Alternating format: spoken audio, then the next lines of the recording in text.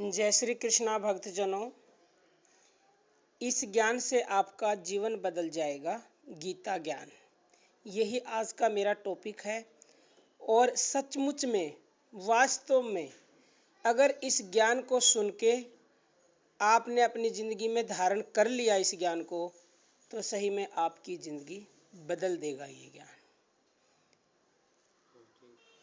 गीता ज्ञान का अथाह समुद्र है। इसके अंदर ज्ञान का अनंत भंडार भरा पड़ा है। इसका तत्व समझाने में बड़े बड़े दिग्गज विद्वान और तत्वालोचक महात्माओं की वाणी भी कुंठित हो जाती है, क्योंकि इसका पूर्ण रहस्य भगवान श्री कृष्ण ही जानते हैं। उनके बाद कहीं इसके संलग्नकर्ता व्यास जी और श्रोता अर्जुन का नंबर आता है। ऐसी अगाध रहस्यमयी गीता का आशय और महत्व समझाना मेरे लिए ठीक वैसा ही है जैसा एक साधारण पक्षी का अनंत आकाश का पता लगाने के लिए प्रयत्न करना। गीता अनंत भावों का अथाह समुद्र है। रत्नाकर में गहरा गोता लगाने पर जैसे रत्नों की प्राप्ति होती है, रत्नाकर मीन्स समुद्र, रत्नाकर समुद्र का पर्यायवाची होता है, वैसे ही इस गीता सागर में गहरी डुबकी लगाने से जिज्ञासुओं को नित्य नूतन विलक्षण भाव रत्न राशि की उपलब्धि होती है। परंतु आकाश में गरुड़ भी उड़ते हैं तथा साधारण मच्छर भी। इसी के अनुसार सभी अपने अपने भाव के अनुसार कुछ अनुभव करते ही हैं। इसलिए विचार करने पर प्रतीत होता है कि गीता का मुख्य तात्पर्य अनादि काल से अज्ञानवश संसार समुद्र में पड़े हुए जीव को परमात्मा की प्राप्ति करवा देने में है। और उसके लिए गीता में ऐसे उपाय बतलाए गए हैं जिनसे मनुष्य अपने सांसारिक कर्तव्य कर्मों का भली भांति आचरण करता हुआ ही परमात्मा को प्राप्त कर सकता है। व्यवहार में परमार्थ के प्रयोग की यह अद्भुत कला गीता में बताई गई है और अधिकारी भेद से परमात्मा की प्राप्ति के लिए इस प्रकार दो निष्ठाओं का प्रतिपादन किया गया है। वे दो निष्ठाएं हैं, ज्ञान निष्ठा यानी सांख्य निष्ठा और योग निष्ठा।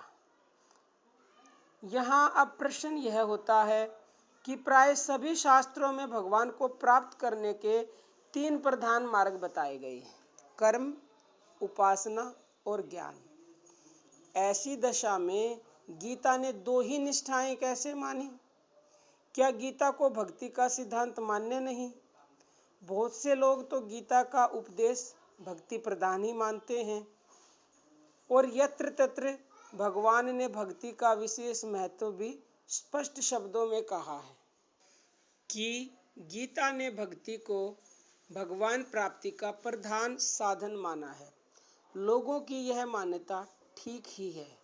गीता ने भक्ति को बहुत ऊंचा स्थान दिया है और स्थान स्थान पर अर्जुन को भक्त बनने की आज्ञा भी दी है। इसके अतिरिक्त ज्ञान और कर्म शब्दों का जिस अर्थ में गीता में प्रयोग हुआ है वह भी विशेष रहस्यमय है। गीता के कर्म और कर्म योग तथा ज्ञान और ज्ञान योग एक ही चीज नहीं है। गीता के अनुसार शास्त्र विहित कर्म ज्ञान निष्ठा और योग निष्ठा दोनों ही दृष्टियों से हो सकते हैं। ज्ञान निष्ठा में भी कर्म का विरोध नहीं है और योग निष्ठा में तो कर्मों का संपादन ही साधन माना गया है। ज्ञान का अर्थ भी गीता में केवल ज्ञान योग ही नहीं है, फल रूप ज्ञान को भी, जो सब प्रकार के साधनों का फल है, जो ज्ञान निष्ठा और योग निष्ठा दोनों का फल है और जिसे यथार्थ ज्ञान अथवा तत्व ज्ञान भी कहते हैं। ज्ञान शब्द से ही कहा है। शास्त्रों में कर्म और ज्ञान के अतिरिक्त जो उपासना प्रकरण आया है वह उपासना इन्हीं दो निष्ठाओं के अंतर्गत है। जब अपने को परमात्मा से अभिन्न मानकर उपासना की जाती है तब वह सांख्य निष्ठा के अंतर्गत आ जाती है, और जब भेद दृष्टि से की जाती है तब योग निष्ठा के अंतर्गत मानी जाती है। सांख्य निष्ठा और योग निष्ठा में यही मुख्य अंतर है। इसी प्रकार केवल ध्यान के द्वारा परमात्मा की प्राप्ति बताई गई है, परंतु वहाँ भी यही बात समझनी चाहिए कि जो ध्यान अभेद दृष्टि से किया जाता है वह सांख्य निष्ठा के अंतर्गत है, और जो भेद दृष्टि से किया जाता है वह योग निष्ठा के अंतर्गत है। गीता में केवल भजन पूजन अथवा केवल ध्यान से अपनी प्राप्ति बतलाकर भगवान ने यह भाव दिखाया है कि योग निष्ठा के पूरे साधन से तो उनकी प्राप्ति होती ही है, उसके एक एक अंग के साधन से भी उनकी प्राप्ति हो सकती है।